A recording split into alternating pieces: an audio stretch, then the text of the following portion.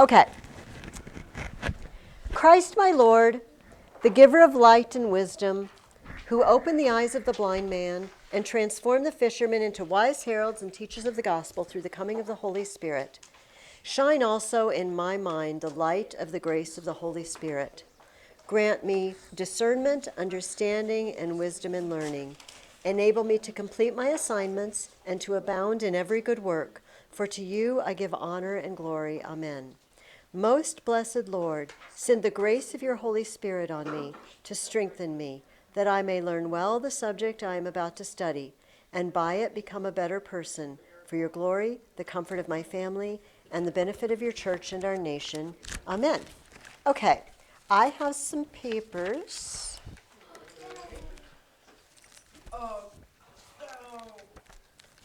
Hold on, I'm looking for today's. Shh, guys, calm down, okay? I'm sorry.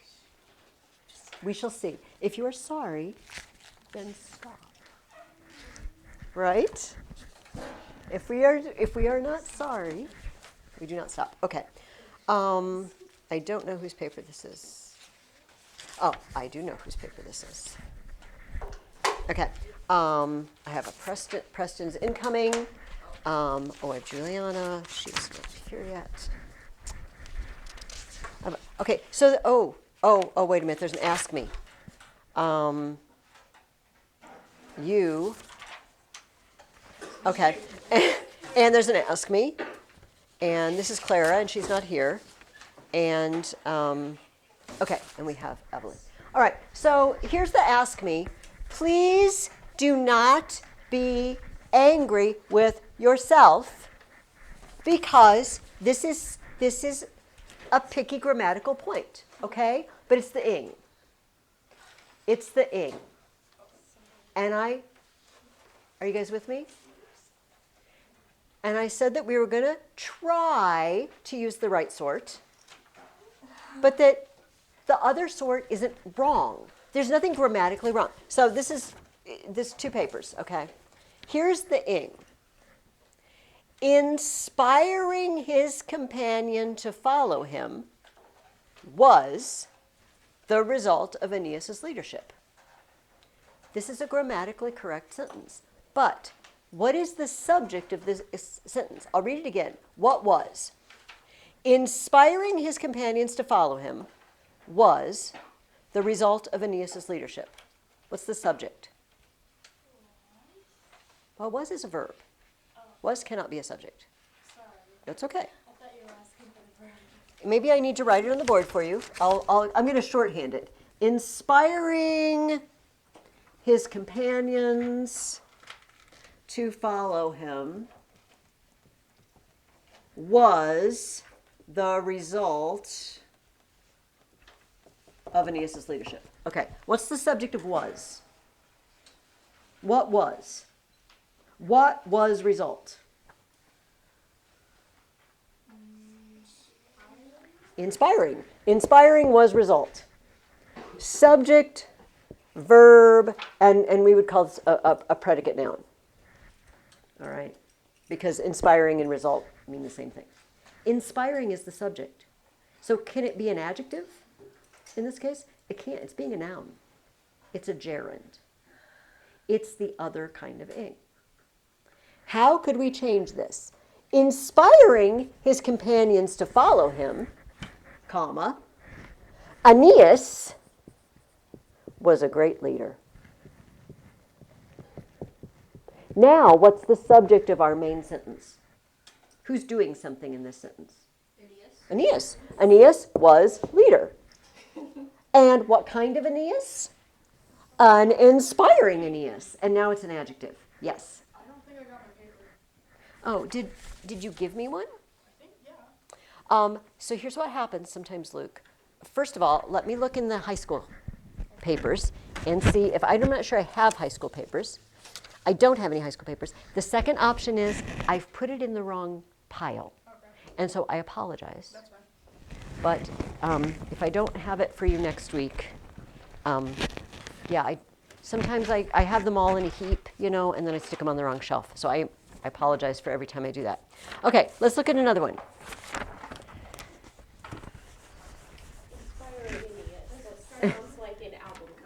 Does. I'd buy that album. Okay. I'll tell her like songwriter one day. Leading was one of his best qualities. Okay, what was? Leading was. It's the subject in. Leading was one. That's our predicate. Well, our predicate adjective in this case, probably. Leading was one. And all the rest of the words are just explaining those words. It's the subject.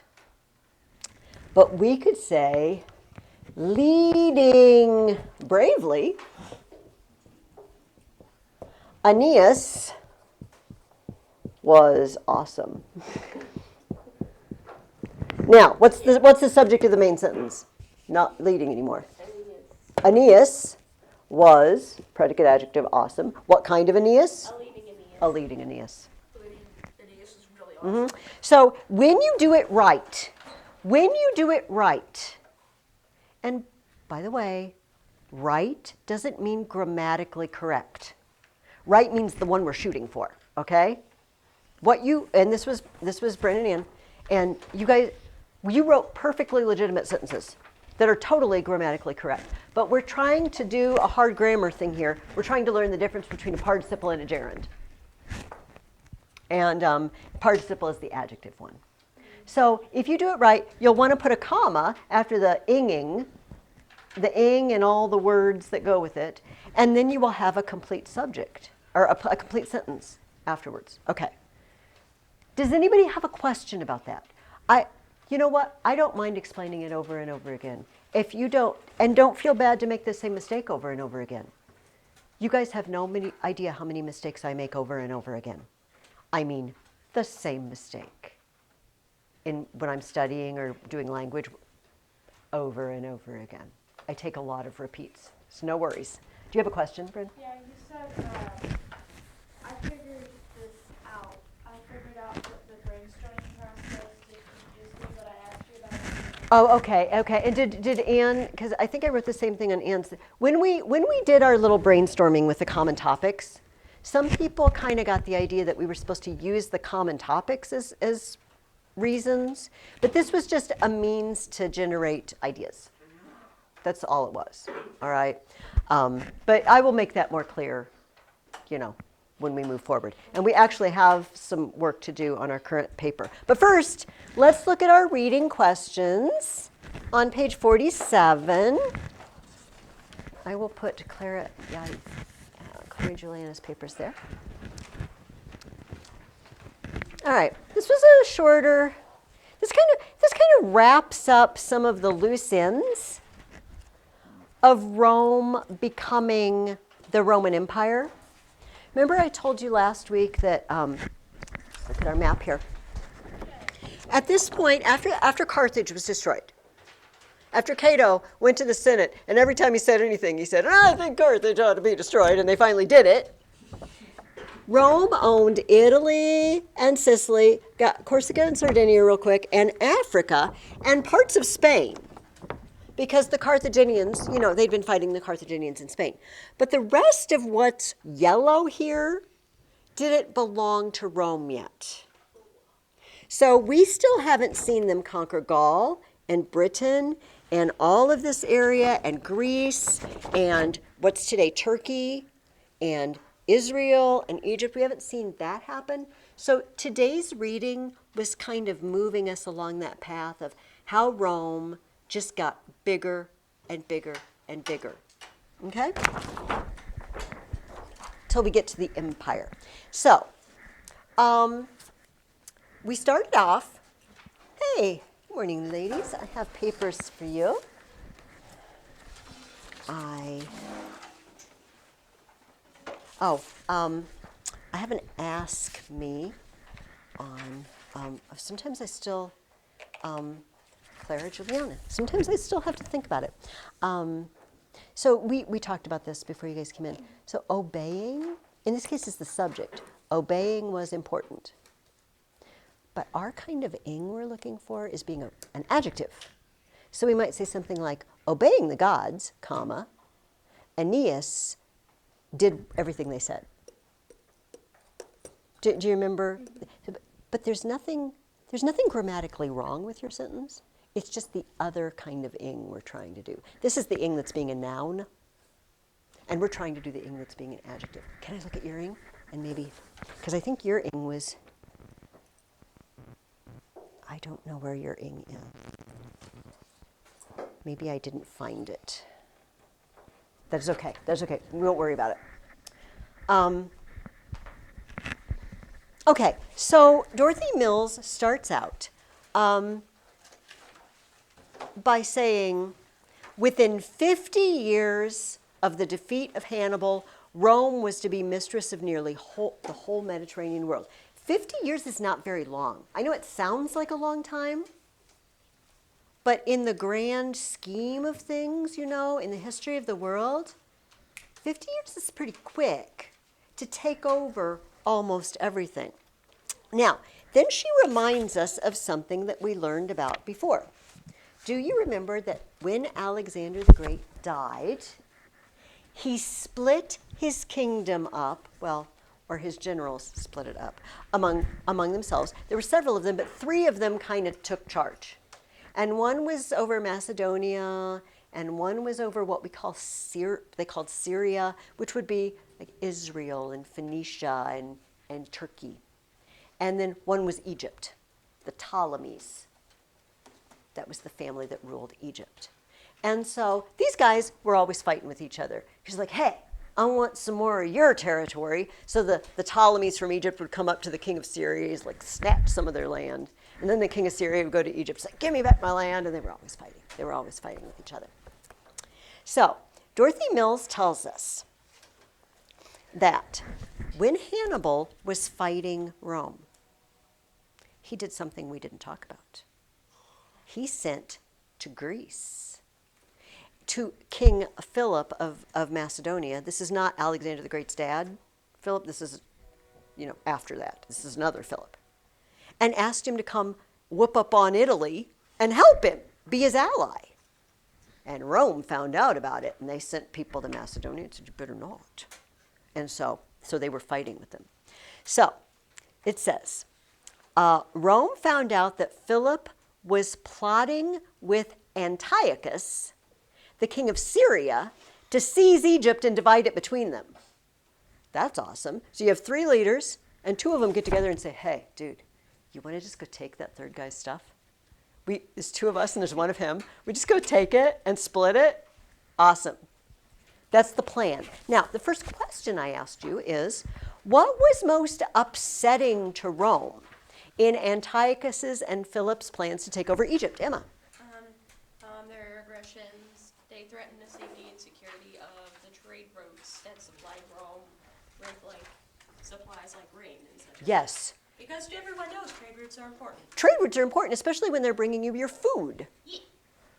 We would not like it if suddenly, we don't have, okay, this is going to be a substitute for our trade routes. But you probably know that most of the food at Hy-Vee or Aldi or Fairway or whatever, gets brought in by trucks, right? And if there was some disaster and all trucks in the country broke down, or terrible, this happens sometimes, if there's bad snowstorms and they can't bring food in, we'll go to the grocery store and it will be empty.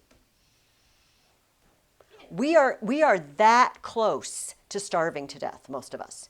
I am. Some of you, I know the Collinses have an amazing garden. They grow excellent tomatoes, which are huge and beautiful plants.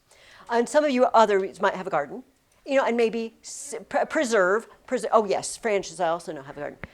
Preserve food, but I don't like to grow, I grow tomatoes, that's it. I have a bunch of homemade tomato soup in my freezer. I'd have to live, I'd starve to death, I'd just be living on tomato soup if the grocery store was empty. That's all I got. You just need, what is it, no, it's like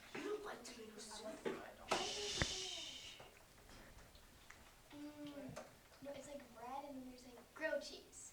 Oh, grilled cheese is awesome. But I'm sorry, You could live on Julia, because there's no bread and cheese at the store now because the trade routes of our country, the highways, have closed down. I need a cow. I need a cow and a field of grain, obviously, for bread and cheese and butter.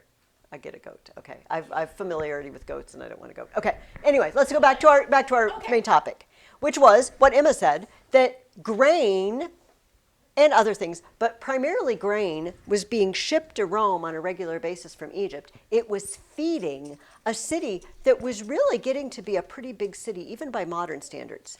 By the time of the empire, I hear estimates. I'll have to look this up, and so I'm just saying this off the top of my head. But by the time of empire, I'm thinking like 1 million people. Like we're talking city. Not just, oh, those ancient cities weren't big like modern cities. It's big city. That's a lot of people to feed. And do you think the people in Rome itself are growing all their own food? Where are they going to grow it? I mean, little, like in the backyard? So, on the roof. So Rome was very upset. Rome was also not very happy with the king of Macedonia because he was cozying up to Hannibal and acting like he was going to help Hannibal. So yes, they said this is intolerable. So the aggressions of Philip of Macedonia were threatening the security of these trade routes for Rome. And as underlying these causes of hostility was the Roman desire to punish Philip for his alliance with Hannibal, in 200 BC, the Second Macedonian War broke out. The first one was also over Hannibal. All right. An army under Flaminius was sent to Greece, but during the first 2 years, nothing decisive was accomplished. Then in 197, the two armies, Roman and Macedonian, they'd never fought each other before. Roman and Macedonian met at Cynocephalae in Thessaly, where the Macedonians were utterly defeated, and Philip was forced to acknowledge that he was beaten. The king of Macedonia, it's done. You are now under Roman guidance. But here's my next question. Because Rome has been slowly taking things over, right? They conquer and they take over. So we might expect, if you say, well, what happens next? Well, Rome sends armies to Macedonia and Greece and just takes over the whole operation. But that is not what happened. Flaminius, here, this is from Livy. I love this. In Greece, they were having something called the Isthmian Games. Isthmian. It makes my tongue tickle a little bit when I say the word Isthmian. This, unfortunately, I don't have my Greece map anymore. This is the isthmus. Do you see the little tiny strip of land that holds the Peloponnese to the rest? Do you remember from our map of Greece? That's the isthmus, and Corinth is on that little strip of land. And so in Corinth, they had a sporting event, and they called it the Isthmian Games because it was on the isthmus. Okay, and they were having a big celebration there, and Flaminius, the Roman general, was there celebrating. Now, all the Greeks thought, just like we might think, oh, those Romans, they come in, I guess we're going to now be under new management, because we were previously under the management of Philip of Macedon. Now we're going to be under the management of the Romans, but we're not going to be free. That's what they're all thinking. And a herald stands up, big stadium filled with people for the Isthmian Games, and made the following announcement. The Senate of Rome and Flaminius their general, having conquered King Philip and the Macedonians, do now decree and ordain that these states shall be free, shall be released from the payment of tribute, and shall live under their own laws. Then followed the list of all the states which had been under the sway of Philip. When the herald finished his proclamation, the feeling of joy was too great for men to take it all in. They hardly ventured to trust their ears, and gazed wonderingly on one another as though it were an empty dream. Not trusting their ears, they asked those nearest them how their own interests were affected, and everyone was eager not only to hear, but also see the man who had proclaimed their freedom. The herald was recalled and repeated his message. Like, dude, did I hear you correctly? Come back and say that again. Did you just say nobody is our boss? Did you just say Greece is free? Because remember, at this point, it had been 150 years almost since Philip of Macedon, Alexander the Great's dad, took over Greece. They hadn't been free for a long time. Nobody alive remembered not being bossed around by Philip. And that Roman herald just says, hey, guys, enjoy. Run your own show. Have your own laws. And they could hardly believe it. So that maybe will make us feel a little bit better about what happens next. Okay. What did happen next? Actually, that is the next question I asked you. Why was Greece unable to remain free and stable after the Romans brought peace? What did the Greeks do, Bryn? They started fighting each other, they got jealous, and then it fell apart. My goodness. Remember, we spent the whole fall semester talking about this, right? Those Greek city-states just could not get along with each other. Everybody's always attacking somebody else, and everybody's pushing someone else around. Everybody's grabbing cities or land away from them. Oh my goodness. Yes, keep going, Bryn. It seems like it's about what happened before the temple withdrew as well. It is. It is. Civil war. Arguing among yourselves. And by the way, that civil war doesn't have to be in a country or a city. It could be like in your own family or in your own club. Like maybe you have the club, the Chocolate Eaters Club. I'm the president, founder, and CEO of the and so, you know, and it's us against the world of people who don't like chocolate. I don't know who those people are. Actually, I have 2 of them in my family. But What? there's something wrong. There's something deeply wrong with my family members. Allergies Anyway. just don't like it. They don't prefer it. They prefer something else. Anyway, if my club, we start fighting and like one side says, well, you know, brownies are the superior form of consuming chocolate. And they're like, no, cocoa is the superior form. It's like, no, you're crazy. You're crazy. Godiva chocolates are obviously the superior form. And then we fight with each other. Then the non-chocolate eaters are just going to come take us out. Even though there aren't very many of them. Because fighting with yourself, a house divided against itself cannot stand, as Jesus said. Do you remember the Pharisees said, it sounds like somebody mowing. What? But I think It's that thing. is it a street cleaner maybe? Or- it's like the air conditioning problem. but it's never happened to be. It sounds like It happened once. it's moving though, unless the air conditioner is walking away down the street. You know what? It doesn't matter. This is good. This will teach us to focus. Saw in the wall. It's okay. Then they can learn about Greece and Rome. No, but they're trying to get. Okay, just a second. All of that made me lose my train. We were talking about a house divided. Thank you. And so the Pharisees had said about Jesus, oh, I bet it's by the prince of demons that he casts out demons. It's like, what the heck? Of course not. I use demons to drive out demons? What, they're in a civil war, apparently? That's an idiotic thing to say, except Jesus was way too nice to say that's an idiotic thing to say. Although he did say some rather insulting things to the Pharisees on occasion. But in this case, he just said, well, a house divided against itself cannot stand. Greece is a house divided against itself. Because they don't think of themselves as Greek, right? I'm Athenian, Corinthian, Theban, Spartan, whatever, you know, I belong to that city. So, yes, Rome, as Dorothy Mills tells us, Rome was constantly called in to settle their disputes. And by degrees, she became more and more their ruler. Guys, what often happens when you call in some foreign person to fight for you, to defend your land, to settle your disputes, they just stay. And Rome didn't at first, but they kept calling him. It's like, Rome, oh Rome, we're having another argument. Please, come help us. And finally Rome's like, you know what, we might as well just stay because they're going to keep calling us back. I can feel their frustration. This state of affairs lasted until Philip died. He was succeeded by his son Perseus, who for a long time had been looking forward to a day when he would unite Greece and free her from the ever-increasing power of Rome.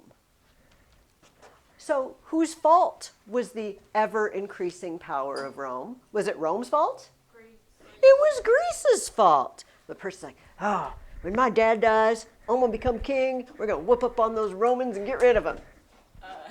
Except the next question I asked you is what happened to King Perseus of Macedonia? He died. Yeah. And why did this happen? That's not. It happened because, Kind of what I just said. yeah, it kind of was against the Because he was against the You Romans. can't just leave him to live. What happened to his wife and his daughter? It didn't say. Well, let's read. I'll tell you what often happened in cases like this. It says, Perseus was defeated and fled, though he was taken prisoner soon after. It was the end of Macedonia. The state created by Philip II and brought to renown by Alexander perished, and a few years later became a Roman province. The Macedonian cities were full of treasures, and these were brought by Aemilius to Rome. In the midst was drawn the chariot of Perseus, on which was placed his armor and his crown.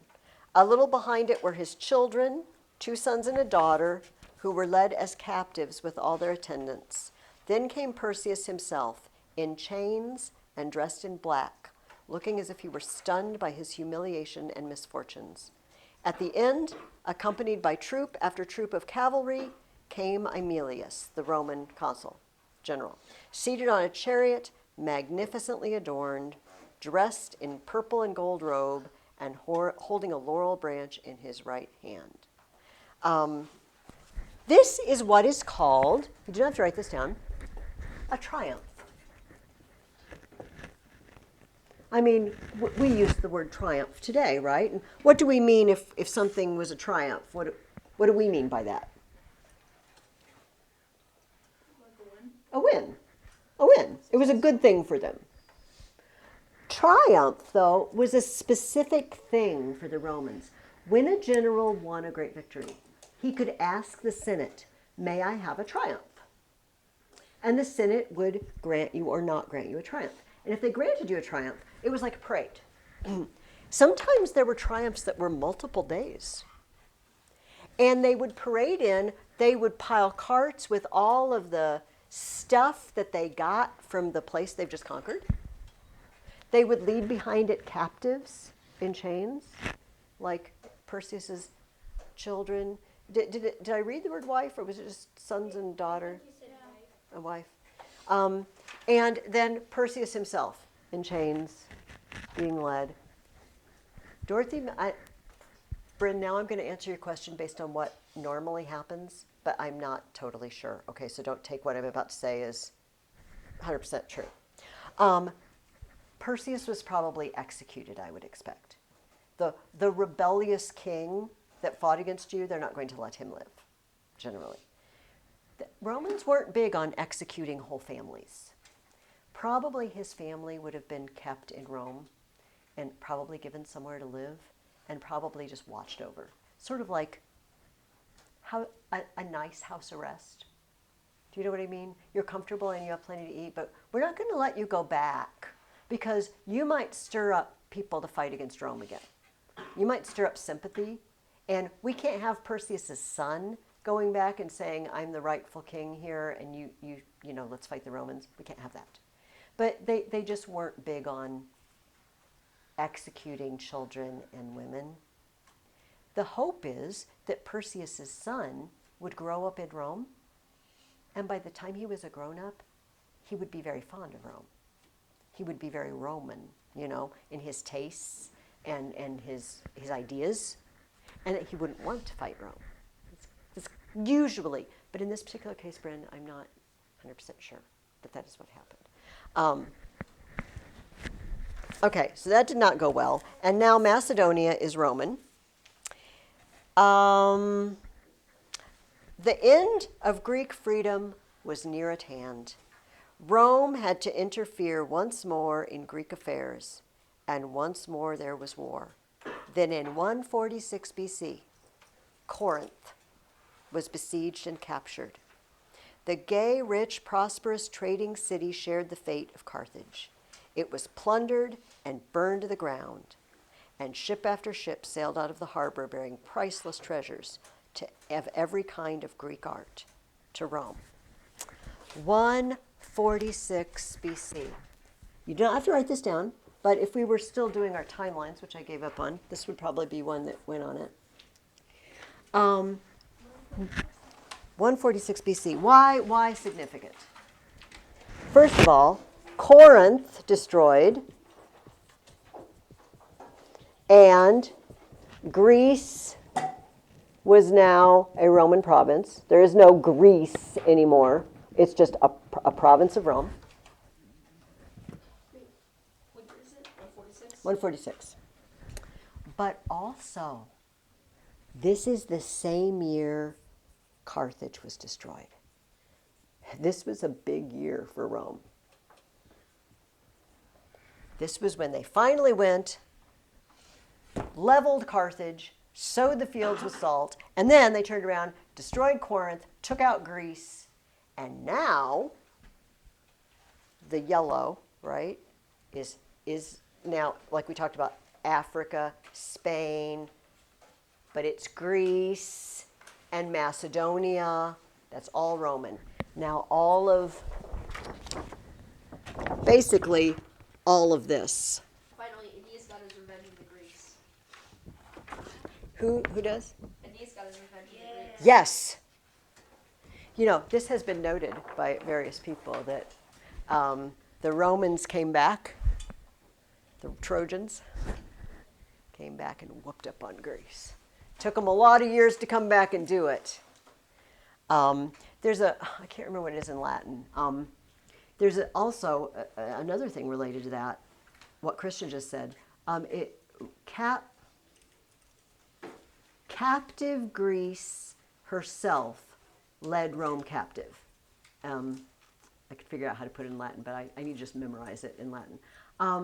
The idea is Rome captured Greece, but in a way Greece captured Rome because she sent all her literature and art and poetry and philosophy, and that's what the Romans were all about. Ooh, we love all the Greek stuff. And so everybody wanted to learn Greek, and everybody wanted to read Plato and Aristotle and, you know, and be very, very educated. So in a way, Rome militarily captured Greece, but Greece sent all her culture to Rome, and the Romans loved it, and the Romans kind of started becoming a little more Greek in their tastes. Yes? John in front of the temple, he knew Greek. He knew Greek. This is why in the East, Greek always stayed the main language. This is an aside. This isn't. We've got plenty of time today. So here's how it plays out. In this part of the world, they're speaking Greek because of Alexander the Great. In this part, as Rome spreads, they're speaking Latin. And then Rome captures Greece and says, oh, we want Greek tutors for our children. All educated people should speak Greek. So there's a while when most people in Italy, most educated people could speak both. But eventually, we're going to read about these two have splitting again. In a month or so, 6 weeks, we're going to read about that. And this side kept speaking Greek, and little by little they stopped speaking Latin. This side kept speaking Latin, but eventually they stopped speaking Greek. So, but that before that happened, though, Jesus was born, and because of Alexander the Great, all these people spoke Greek. So when they go to, Paul writes letters to the churches, he writes them in Greek. And this is why, except for the book of Matthew, which apparently was written originally in Hebrew. There's a lot of evidence that there was an original Hebrew version. All the rest of it was written in Greek originally, because all these people were speaking Greek. So captive Rome, or captive Greece, led Rome captive, sort of, with its language and culture and whatnot. All right. What is the last question? Why did residents of Roman provinces often not appreciate their Roman rulers? So before you answer this, let me set the stage. Rome takes over an area. And it might be pretty far away from Rome, as you can see from our map here. Hold this up again because it's got a key. This is 500 miles. This is 500 miles. So this is a long distance. And you can't really get messages back and forth without physically sending a person, right? Even if it's like a really fast messenger, it's still got to be carried by someone. So things are going to happen over here, and they're not going to know about it in Rome for a few days at the minimum, maybe a week at the minimum. So you can't just let those people live, in Greece, whatever. Let's go to a pretty close one. Without someone to rule them. They'll just go about their business and they'll rebel from you, and you won't get news of it for a while. You won't know instantly. So we put rulers in the provinces, we being Rome. And it says, each province was ruled by a Roman magistrate appointed by the Senate, first called a praetor and later a proconsul. He was an ex-consul.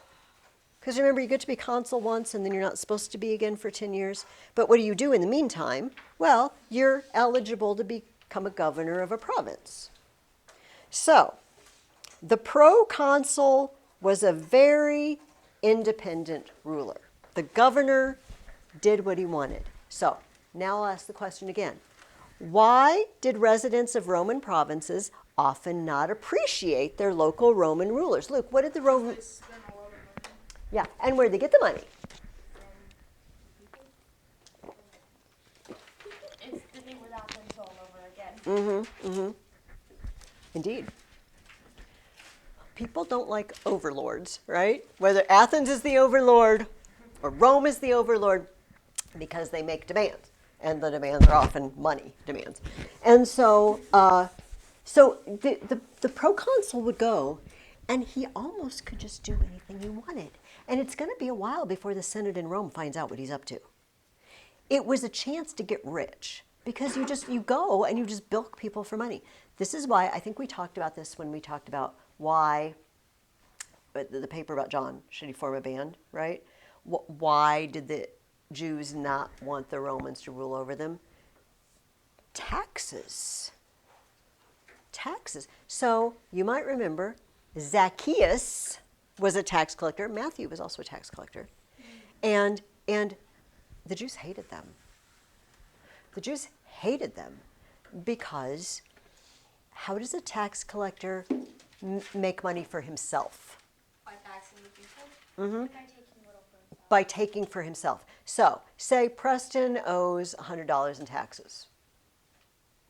And I say, oh, Preston, looks like you owe $250 in taxes. Then I give $100 to Rome and I keep the $150 for myself. Oh yeah. So here's the interesting thing in the story of Zacchaeus. We all know the story of Zacchaeus. We familiar? He was a wee little man, and a wee little man was he. And so he was a tax collector, and he said, when Jesus came to his house, he said, salvation has come to this house. If I have defrauded anyone, I will return it fourfold. Zacchaeus, everything you have was defrauded. I mean, he's not saying, I'll give away a little money and be nice. Like basically everything he has, he cheated someone to get it. He's probably giving away everything, but he said fourfold. Oh. I know, like that's huge. It just sounds like, oh, Jesus, I'm going to go, I don't know, make a donation to Goodwill and maybe take something to the food pantry. Like, no, if I have defrauded anyone, I will restore it fourfold.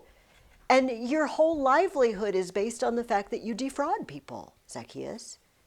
It's huge. What were you going to say, Bryn? Wouldn't Rome say you can take this much, and then people usually Say that again. I'm not sure I understand the question. Like, $100 is to us, you can have 25. Yeah, I mean, Rome was paying them for being tax collector. So Rome was always already paying them a salary, Yeah, and they were still taking. but they were still taking the extra. So I don't think Rome would ever say, well, you can have a little bit extra. Like we're paying you. I'm getting paid, I don't know how much I'm getting paid. I'm getting paid a living wage, we'll say, to collect taxes from Preston. But I want more. I don't want to just live in an average house. I want to live in a really nice house. So Preston, where's my extra $150? Well, Preston doesn't have it. Sorry, Preston. You have suddenly become, impoverished. He doesn't have it. So I just, take stuff away from him. I threaten him. It was bad news. So Rome was not always Rome as represented in the governors was not always particularly popular because it was notorious that they would take from you. However, that is going to change eventually because if Rome wants people to like her, Rome's going to have to give some perks, right? We are your masters. Pay us extra taxes. Do what we say. Well, that just leads to people being upset and rebelling like the Jews are doing in For the Temple. But saying, oh, we're your friends, the Romans, and we have gifts for you, and let us give you this benefit and that benefit. And it was like, oh, Rome's not so bad. We're going to read a book later this year. It's the last book we're going to read together this semester about, it's got some characters in it. Some of them really hate Rome, and some of them really like Rome because Rome brings some good stuff, and they like it. It's The Eagle of the Ninth. It's the last book we're going to read. Okay, for next week, I would like you guys to read from Dorothy Mills. Okay. From the Dorothy Mills book, we're going to read chapter 12, parts, now this is tricky, parts 1, 2, and 3A and B. So chapter 12 has parts, and then we're going to read all of part 1, all of part 2, and then chapter 3 has like a section A, section B, section C. Yes, Emma? Weren't we also going to read Julius Caesar after this? We are. Oh, okay. So after For the Temple is Julius Caesar, and then Eagle of the Ninth. I misread you, sorry. No, that is all right. Let me see what the name of that chapter is. I put it in the email, but, The Century of Revolution. So let me go over that again. Does everybody understand that chapter 12 has a part 1, has a part 2, and it has a part 3, but part 3 is really, really long. It's got an A and a B and a C and a D. And we're only reading parts A and B. And then the next week, we'll finish it, okay? Century of Revolution kind of clues you in that some big moving and shaking is going to happen for the Romans because we still haven't seen how the Republican government with 2 consuls elected every year and all of that becomes, now I'm the emperor of Rome and you must do what I say, and they all had to talk like this too, apparently. No. Maybe. Christian, you can't prove to me they didn't. But I can't prove to you they did. Okay, and the other thing, while we're writing things on the board, the other thing is finish For the Temple. Isn't it chapters 16 through 19? So it's only actually, I had you read 5 chapters, 5 chapters, 5 chapters, and now we're only reading 4 chapters. Okay. So that's, and then we're writing the paper, and we're going to spend a good lot of time now talking about this paper. Mrs. Ferguson, Yes. So that's this week, but what's next week? I was just wondering since Luke will be home. Okay, this is privately to the Collinses. Nothing I'm about to write should you pay any attention to whatsoever. Avert your eyes. No. So next week we're going to finish chapter 12. And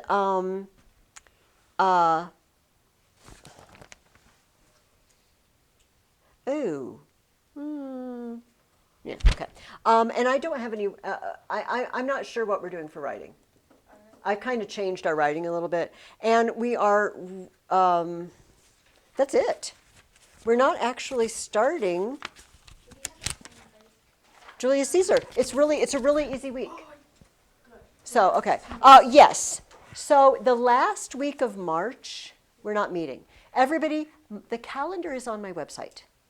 There's a tab at the top, like about, and there's a little drop down, and you hit calendar, and it has every week, like the last day, the class for the date for the last class and everything. Wait, So, is it on your Gmail? well, at the bottom of my emails, Christian, Oh, yeah, Legenda there's, classes. and then there's a link. Yeah. If you click that, it takes you to my website. Okay. And my website has calendar and everything.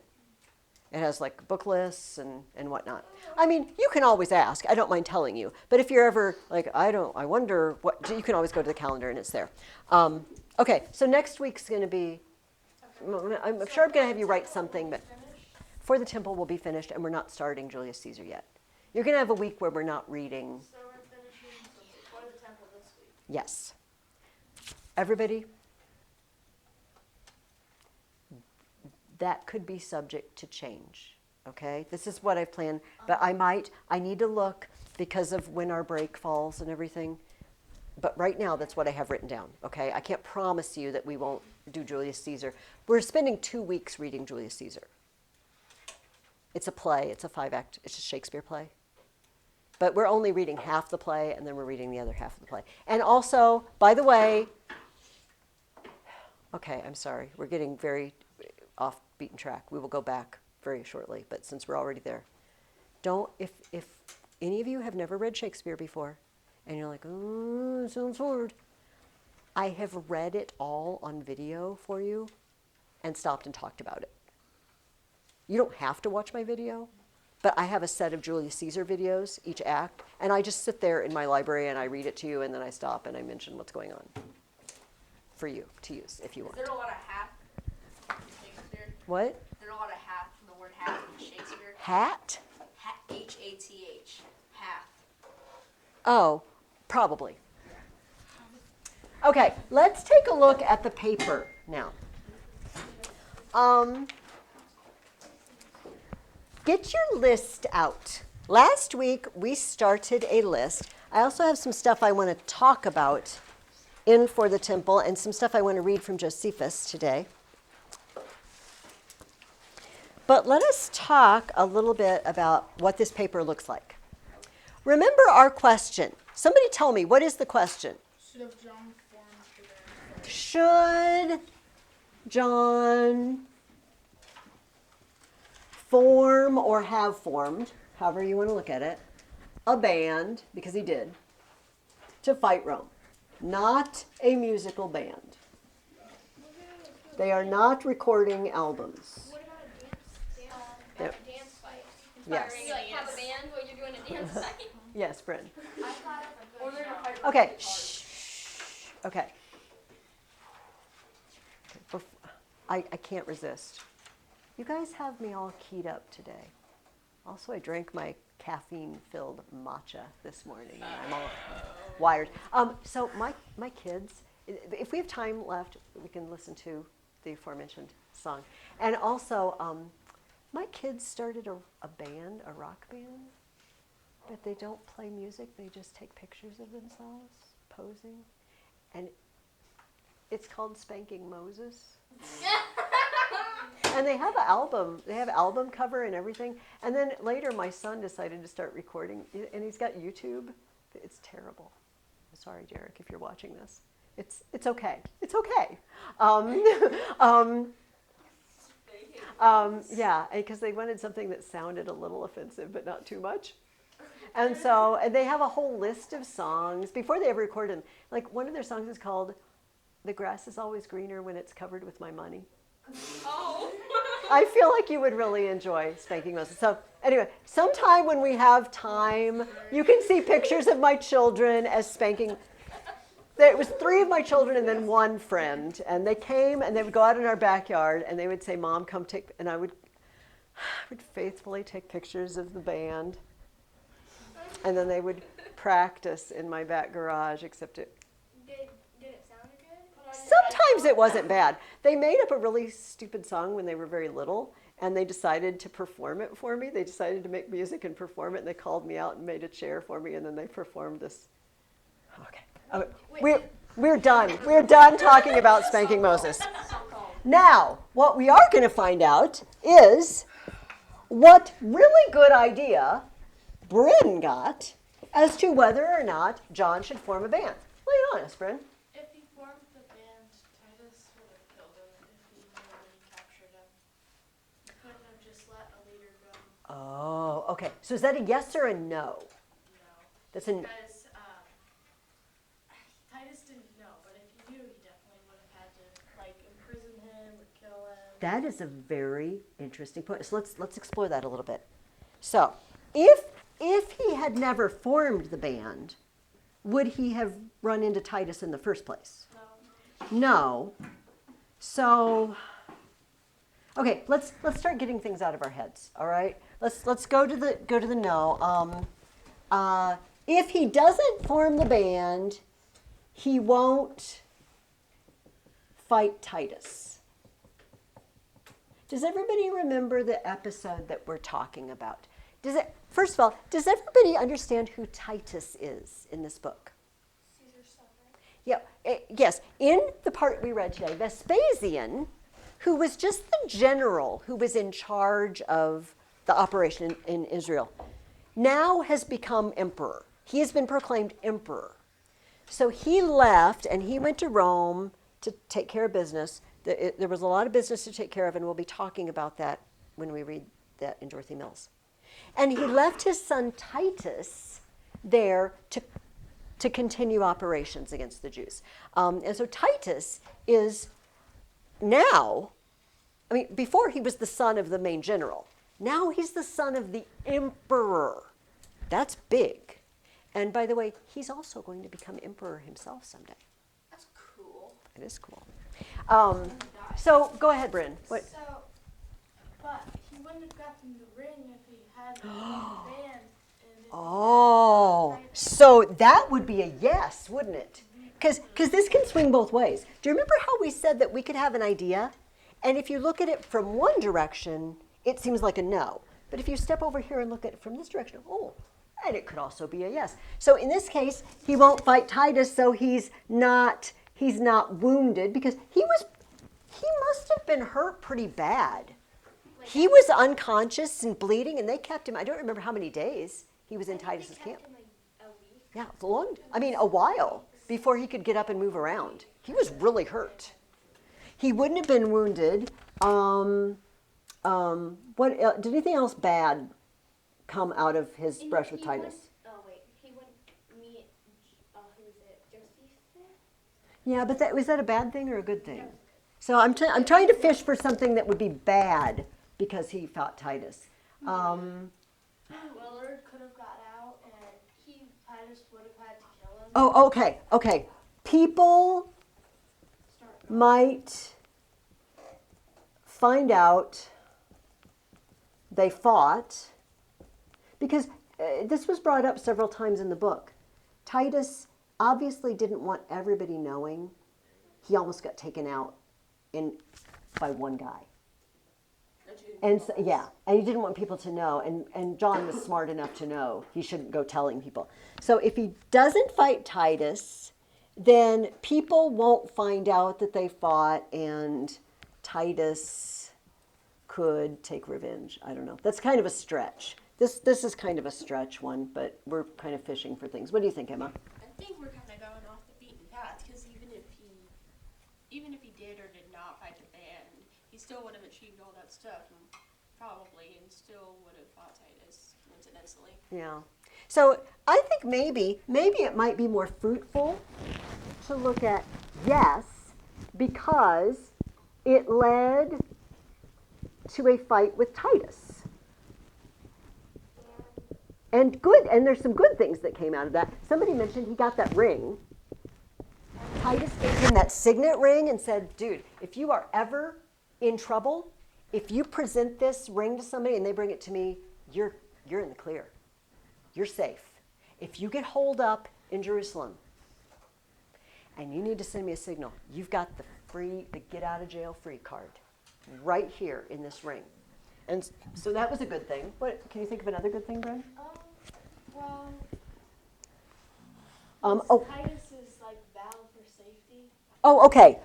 Titus made vow to do what? What? To not destroy the temple. Yeah, to save the temple, if possible. If in his power. If it's in his power, I will do everything I can, says Titus, to not see the temple destroyed.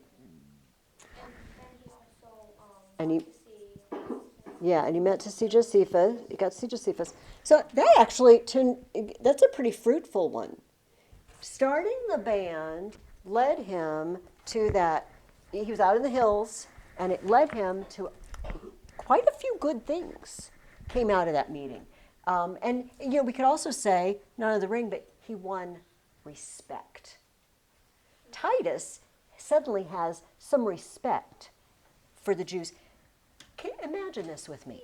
Imagine you're at war, your country's at war, and how do you generally think about the enemy in a war? Like, what do you think of them? Well, they're terrible people.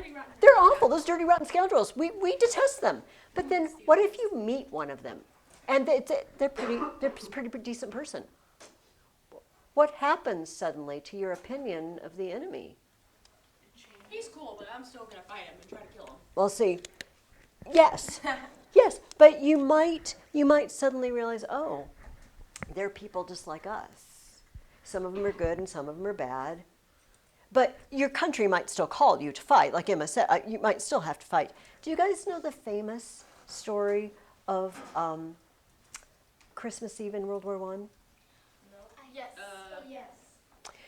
The Christmas Eve, one of the Christmas Eves in World War I, they both stopped fighting in the trenches. World War I was brutal.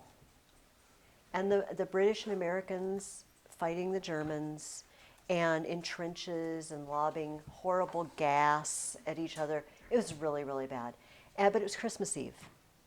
And they just decided there would be a ceasefire. We're not gonna kill each other on Christmas Eve. And they say that it was dead quiet because almost always there's shelling and noise. It's quiet. And some soldier started singing Silent Night. And both sides started singing together. The Germans and the American British. And they wandered out because they knew, okay, like, we're not going to kill each other. Maybe we're going to kill each other, but not tonight. And they wandered out into what they referred to as no man's land, the space between the armies where you're going to die if you go there. They came out of the trenches and they shared like cigarettes and drinks and talked with each other. And then they went back and then, The next day they started fighting? yeah. But why? It's Christmas Day. It's just like, oh yeah, we're done. Party's over, baby. They had, because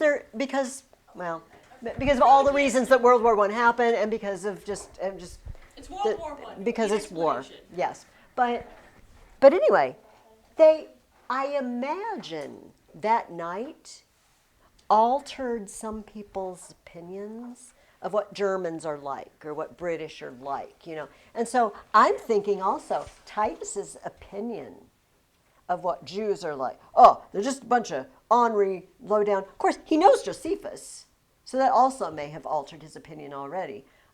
He might have been ready to be nice to John because he knew Josephus, but he probably isn't thinking of them at this point as dirty, low down scum that we need to obliterate, from the face of the earth. Christian really likes that. That's a bit. Yeah. Overstatement. Maybe. Did anybody, Evelyn? Not only did he get respect from Titus, he also got respect from Simon and John, and they stopped fighting. Yes. So respect. Yes, definitely. If they're still fighting, Jerusalem probably would have fallen really quickly. Yeah. So maybe we can, what Evelyn said, maybe we can tie that. So the fact, this could be a whole other point. Would that be a yes point or a no point?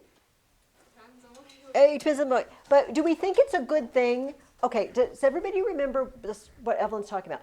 Simon and another John of Giscala, who were sort of warlords.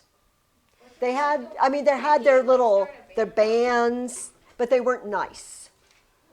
They were pillaging people inside Jerusalem. They were stealing things from them. They were kind of threatening them and terrorizing them. And they were fighting each other. Did anybody notice where were they holed up? Where were they actually fighting? They were fighting in the temple. One of the parties was holed up in the temple. So this, I should have brought a picture, but, oh, wait, whoa. My book has a picture. I don't know if yours does, but, is there a place that tells me where the pictures are? Oh, illustrations, yay. Oh, 335, I think that's it. No, it won't be in your book. Oh, no, that's not it. I don't know. It might be, but I mean, it wouldn't necessarily be the same page numbers. Okay, I can't find it. I thought, you know what? No worries. I'm going to draw it. Okay, so here's how this works. This is the temple. This is the door. Okay, next door. You want to make a door handle? I don't think this is it. No, it was like a diagram, like an architect's diagram, and it might not have even been in my book. I might have seen it in something else. Oh. I bet. Boom. It was in Josephus. Okay. So first of all, let me put it. So here's the temple, and the temple has two parts. You know this from the Bible. It has the Holy of Holies. Does anybody remember what's in the Holy of Holies? At this point, we don't know what's in it, but what was in it? The Ark of the Covenant. The Ark. Does anybody remember what was once upon a time in the Ark of the Covenant? The Ten Commandments, something else. Staff of Aaron, the one that budded. One more thing. Manna? Jar of manna. Jar of manna. At this point, though, after the Babylonians destroyed the temple, we never hear about the Ark again, leading to movies like Raiders of the Lost Ark, and people wondering what happened to the Ark. We don't know. Okay, that was the only thing. And the priest can only go in there once a year. He has to wash himself like 15 times. Yeah, and they wears bells on the bottom of his robe, because if he dies in there, you can't go get him out. Like if the bells stop ringing, you drag him out with the rope. So he's got like a rope tied to his foot, so they can drag him out.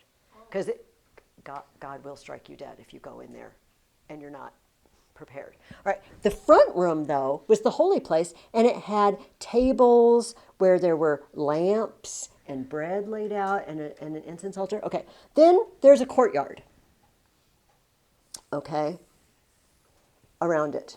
And in the courtyard is a big basin full of water. They called it the sea. And this was for washing, the priest washing, and for washing the parts of the sacrifices, and a big altar where that it was not that shape. Oh my gosh!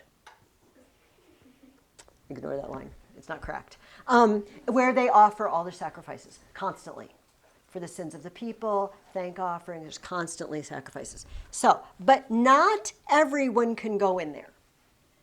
Only the men, only Jewish men. That's because that was one of the reasons that one lady was crying outside. It was in the Bible.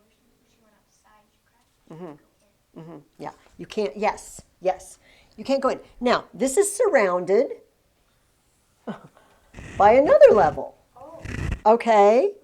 And the court of the women. So the women, Jewish women, can be there, right?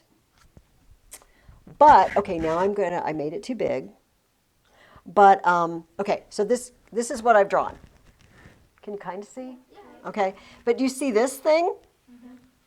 Like the whole thing, okay, we'll pretend it's the whiteboard. Okay, pretend it's the whiteboard around it. That's the court of the Gentiles. People who aren't Jews can come there. So here's the gradations. I am not a Jew, I can be on the whiteboard out here. I am a Jewish woman, can go in here. I am a Jewish man, I can go in here. I am a Levite, I can go in here. I am the high priest, I can go in there once a year. Does that make sense? So, go ahead, whoever. The lines supposed to be there, like in right on the side, or are they supposed to be like you see the women's area? Is it just that square, or does it go all the way around? Now, in this picture, it is just that square. Okay. Okay, this is first. I don't know how 100% accurate this is. It's just kind of a sketch, but I think it would be trustworthy. But just because you never really know what's 100% accurate. And Yes. written in the book. This is true. This is true. What were you going to say, Christian? What if you're part Roman, part Jew? Just don't Then you're not a Jew.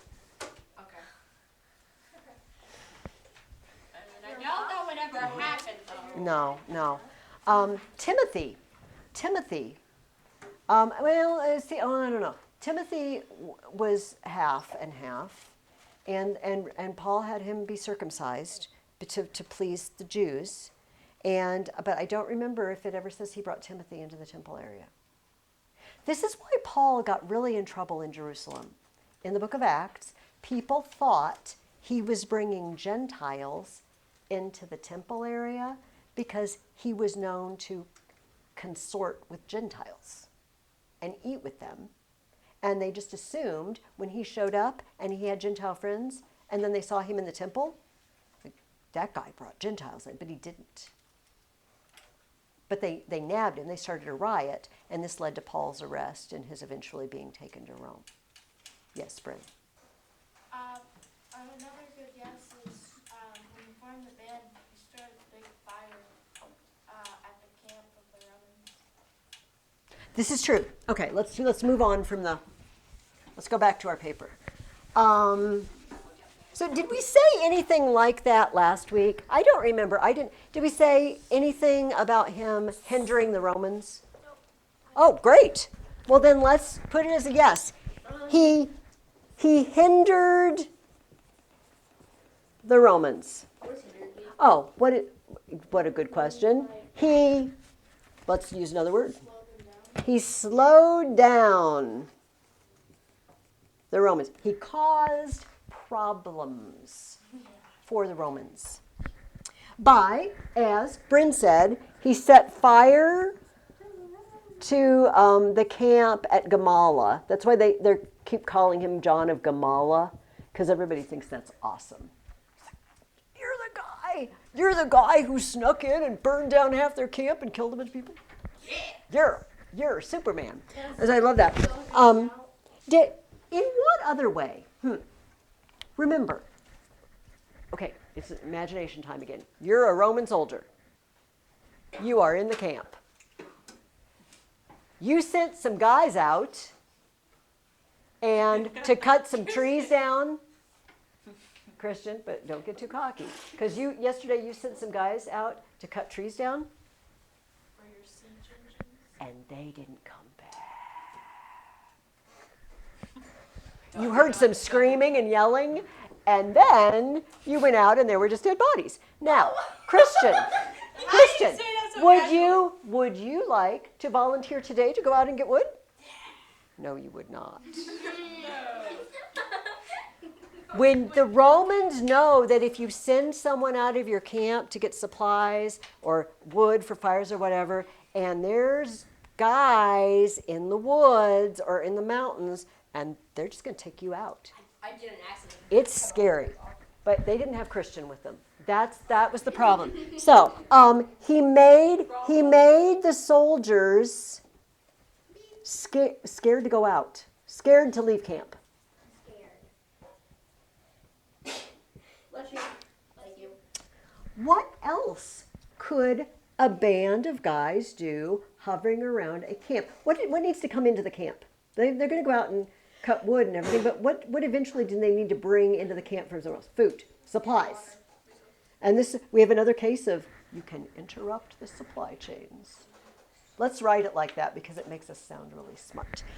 He can interrupt supply chains. Would the Romans build their camp around the well, or? It depends. They're going to pick based on like flat area where they always made their camps always the same in a square. It might not always be convenient to make it right where there's water, but near water, like a river or something. But they may need to leave camp. I feel like Christian is having a fight with his, and the paper may be winning. Can't find your paper. All right, did anybody come up with another no? Because I feel like we're leaning very heavily. Do you think you got a no, Emma? I heard the Roman army has better logistics. Mm, Could that count for something? that does count for something. Did we write anything like that? Did we write anything about the Romans being superior in any way? No, I don't think so. Okay, may I erase the assignment for next week? Okay, so I'm going to alter what Emma said a little bit, but tell me if it's the same thing. The Romans had superior resources. Would that be Yes, an accurate? Okay. The same thing, yeah. Romans have superior resources. This is a very good one. What's something they're superior in? What kind of superior resources? Go ahead, Emma. What'd you say? I have a whole bunch of them. Go, lay it on us. They have better supply chains. Supply chain, Roads. They have roads. roads, Better fortifications. fortifications. Had more soldiers. Oh, more men. I'm just going to put men Okay. because it's shorter. And they had a better navy. Better Navy. And can I add one more? Go ahead. Probably more money. Of course. And everything's about money. Depending on how much they took from their citizens, probably more money. Exactly. These guys are tough to fight. Oh, they also have better military tactics. So like they're better fighters, if you know what I mean. They're trained. Do you get the idea that the people fighting on the Jewish side are trained soldiers, or are they just people who decided they're going to have to fight? I mean, they have a strategy, sort of. They do. It's mostly drawn, though. Yeah, Guerrilla warfare. yeah. Yeah, I wrote that down too for yes. Mhm. So you're fighting a trained professional army with basically, farmers and young men, farm hands and stuff like that. And it doesn't look good. It doesn't look good. It doesn't. It doesn't yield good results either. No. So give me a moment, please, and let me see. I have no idea what these little flags are. I mean, they're flags. I know what they are. What purpose do they serve? Okay. Okay, let me start with Josephus. No, let me start with this. I wanted to read you a couple things. I'm going to leave this up here because I think as I read, we might think of something else. Yes? Oh, would another no be that if he didn't form a band, I bet he could probably protect his family a little better? Okay. Did He leaves family unprotected.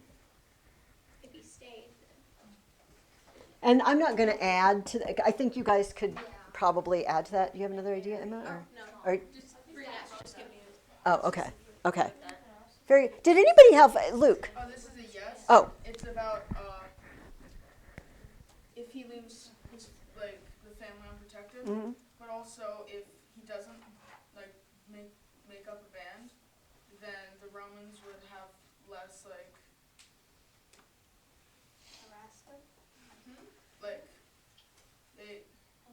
Let him I don't think. know how to say this. They'd have more strength and nothing going against them. Okay, so Didn't we already it, write this that, down? that's kind of like hindering them, slowing down the Romans. Would you think? Is that what you mean? Like without John doing it, they would just be free to do anything they wanted? Okay, but because he did it, he's slowing them down. He's pushing back. That might be really similar to what we already said. What do you think, Christian? Another reason is so everyone thought he was the chosen one to deliver them from the Romans. Oh, And if he's in a fight, everyone would be like, "Yeah, he was the chosen one. He's in a fight for us." So he's a dweeb. that's you good. probably want to protect this chosen one, though. Unless God commands that he fights, you might want to. He gets a reputation. This is true. This is true. So Also true. it makes his men confident, certainly. Makes men willing to fight for him. And what do you notice something else it gives everybody? Which is it gives them something. They think, oh, God has raised up someone to help us fight against the Romans. And everybody who hears about it, what does it give them? Hope. Gives hope. Not just to the soldiers fighting, right? But to the moms and the dads and the grandpas and everybody's like, oh, this John of Gamala, he's out there, he's a great guy, and we just really believe God is with him and God's going to save us. And it gives them a lot of hope. That also might discourage the Romans. That might discourage the Romans, which we could kind of do a little. It helps slow them down and discourage them. Guys, you do a great job with these discussions. I am just so. We have a ton of stuff. Yes. I want to add another suggestion for yes. Great. Yes. Here's the unfortunate truth. No matter how good an army you're fighting against is, you cannot fight an army with just one man. That is true. That is true. Especially if it's an army like the Romans who have superior everything. Only one man can only do so much. That's kind of an odd way I phrased it, but let's kind of put a little. Did we run out of room over there? Is that what you're heading towards now? Oh, Yes. but this was a yes. Yes, he needs to form a band because he can't fight. Oh, That's what I was getting oh. at. Was I saying it wrong? I'm No, sorry. you said it. You know what, Emma? You were looking at it from this side, and I was looking at it from this side. It's one of those. One man can only do so much. But So why would we put that with no? let me do what you meant, and then I will before I forget. So, one man alone, not very powerful. He needs allies. He has limited strength because he's human. He's not superhuman, unlike what Mary heard about whether he flies or whatever. He's a limited human being, and he's relatively unknown. He's not famous. It's not famous, like. Not at first. Before he starts the band. He has one lie. Here was my no idea. Only one man. So why try? What if no one joins him? He's unknown, so. Yeah, and he's unknown. So Who- unknown is over there as well. Who would want to join him? I mean, now we know they do join him, but we're thinking of when he's thinking of starting a band. This could be a problem. Who would want? He saved all of the villagers from coming and just sitting in the city and dying from the siege. Yes, because they feel like they're doing something. They can do something outside the city. Yes. He also learned from Josephus. He did what? He also learned tactics from Josephus. Yes. I'm not sure what. Where would we put that? You know, maybe if you have a waiting room, if you have a box with a, like in the middle or something, we're not sure how to use that information, be a suggestion box. He learned from Josephus. Wow. You guys exceeded expectations today. Like, this is awesome. And if we don't get everything read that I want to read, it is fine, because I'd rather have this. Now, Evelyn is fronte contracta. Since the possible no, you can ignore this if you want to, because I think we have plenty of information. Since he's only one man, why even try? I'm only one man. What if no one wants to join me? Nobody knows me. Why would anybody join me? These are things he could think before he tries to start it. It doesn't really apply after he starts it, because then he obviously has allies. Okay, give me a moment, because I want to erase this in a minute, and then I want to remind us what these papers look like. You're probably really, really very familiar with them at this point, but I'm going to remind you one more time, because repetition is the mother of learning. Repetitio mater discendi? I don't think that's the right word, but okay.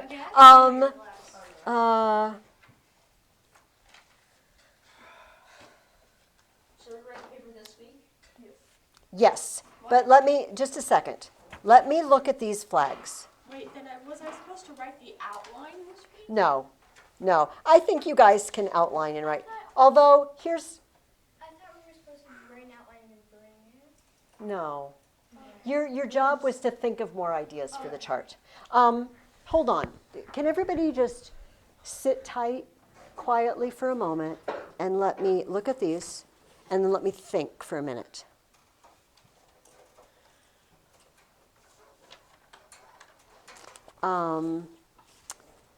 Think about what I want to read out of this.